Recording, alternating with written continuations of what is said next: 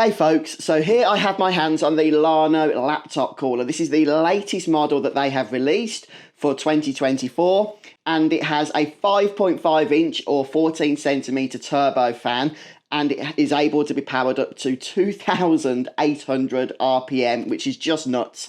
Now they did send this to me for the purposes of testing it out and bringing this to you guys, so hopefully this is going to be helpful. We'll be running some tests. Let's get it out of the box. It does also include a 3-port USB hub too, which is going to be great if you need those ports for things such as keyboards and mice. And elsewhere in the box, we do have an included USB cable, along with what looks to be a dust filter too. Okay, so I'm just going to run through some of the features here and how you actually use this before putting my own laptop onto it. We do have the plug in here as well. We have the memory foam padding here, so this is going to give some nice protection for your computer. You can see here the big centre point, that large 14 centimetre or 5.5 inch turbo fan. And we do have the intake on the back, along with the clips to remove this. Oh, that's really easy.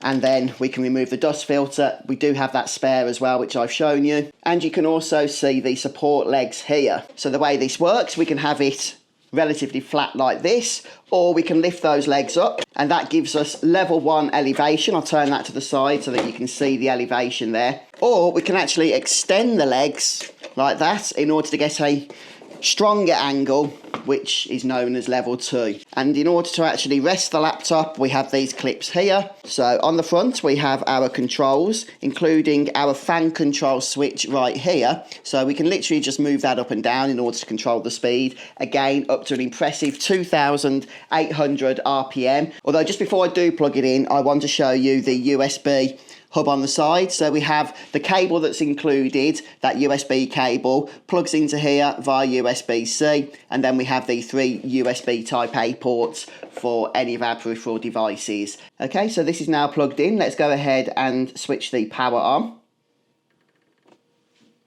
I can actually feel that already. Obviously it's on a low setting right now, looks like 300. I'm trying to read this upside down so that you folks can see that. This does have RGB as well. I can actually turn that around and show you those effects. And we can adjust the RGB with the mode button here that's on the front. So we can have some, if I just turn this around again, show you this, we can have some solid effects if we wish, or we can have some more stripy going through the different RGB colours. We can actually just hold that mode button down, and that will go ahead and disable the RGB.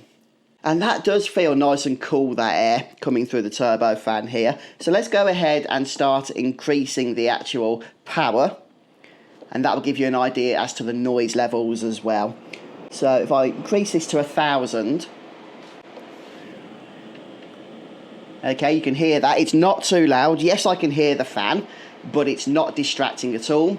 So if I'm using my laptop on a more sustained cooling level, I think 1,000 RPM is probably going to be the amount I would want to use.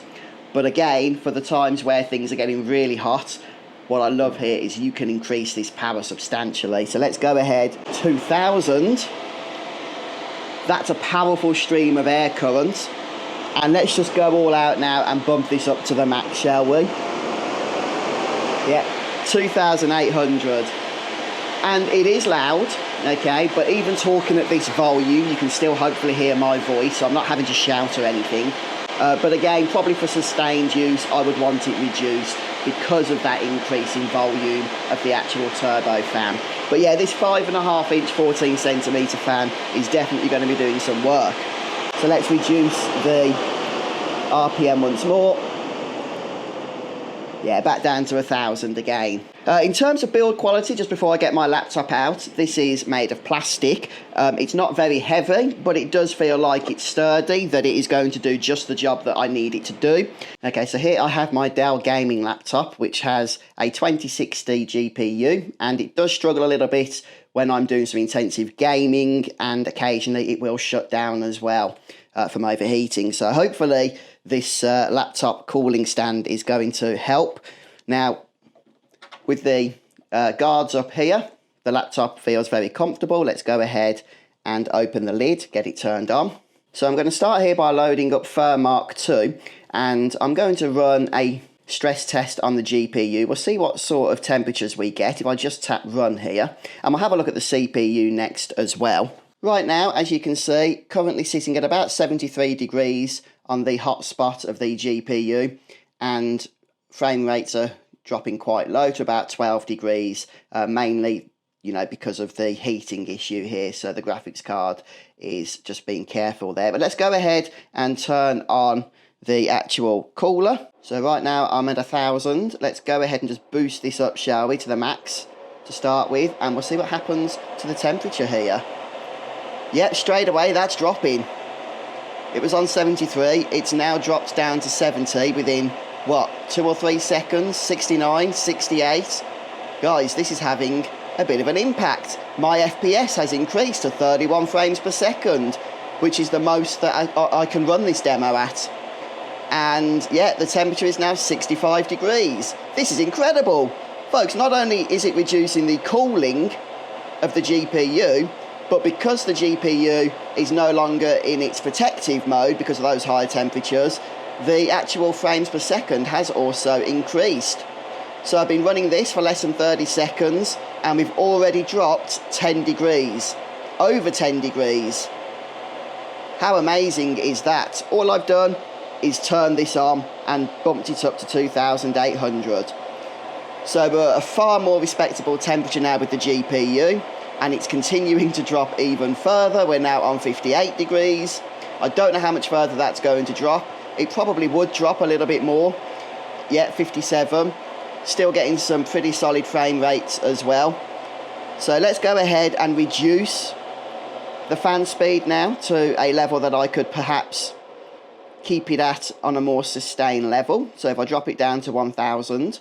So this is doing a fantastic job here. I'm going to keep this running for about 5 minutes and then I'll get back to you with what sort of temperature we have equalised at 1000 RPM. Okay, so it's just been running for a few minutes at 1000 RPM, and yeah, it has pushed up to 59 degrees there, which it seems to have stabilised at, and my FPS hasn't dropped either. So a pretty good start for this laptop cooler. Definitely makes a positive impact here. What I'm actually going to do now is turn it off, and the reason for this is we need to do a CPU stress because the CPU has a tendency to get hot in your laptop. And right now my temperatures are at a respectable low 50s, high 40s for the CPU.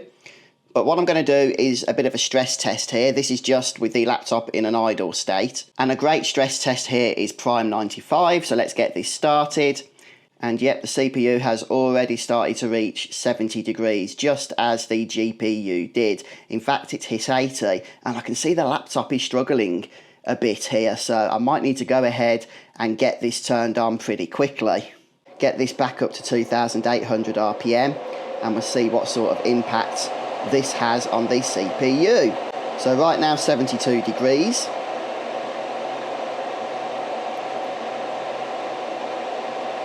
69, we're starting to have a little bit of a drop here within about 10-15 seconds. 67 degrees, 66, 65, and this is really impressive because the CPU was at like 75 degrees. It would have been bottlenecking itself at those temperatures. Now that we've put the fan on, it will actually not only drop temperature but also increase performance, just as we saw with the FPS counter when stress testing the GPU. So we've already, in less than 30 seconds, dropped the temperature down to 62 degrees. So a 13 degree drop there in the temperature in a very short window of time. This laptop cooling tray, I did not think it was going to have this much of an impact. 59 degrees there, 58, it's still dropping. So I'm going to go ahead now and drop the levels back down to about 1000. If I was again playing a video game at a sustained level for a substantial amount of time, then I'd probably have this running at 1000. Yeah, so it keeps swapping between the mid to high 60s, which is where I think the level is going to settle at. So that's going to be a lot better when I am gaming. Really happy with the results there. And there we have it then, folks, the Llano laptop cooler.